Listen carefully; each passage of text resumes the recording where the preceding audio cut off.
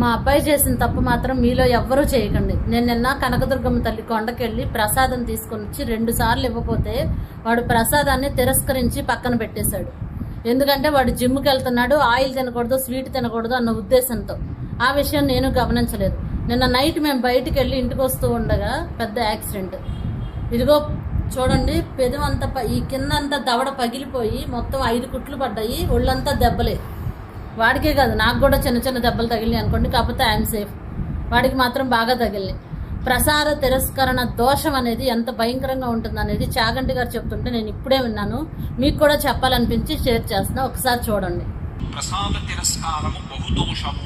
ప్రసాదాన్ని తిరస్కరించకూడదు. అందుకే అన్నవరం సత్యనారాయణ స్వామి కథలో ప్రసాదాన్ని తీసుకోకుండా ఆ పిల్ల భర్తని చూడడానికి వెళితే పడవ మునిగిపోతుంది. ఒక కథలో ఏమిటి, ప్రసాదం తినకపోతే పడవలో ముంచేసేటంతటి పైశాచికవాదే పరమేశ్వరుడు. అంత పైశాచిక మనస్తత్వం ఉన్నవాడా కాదు. ప్రసాదము అంటే అనుగ్రహము.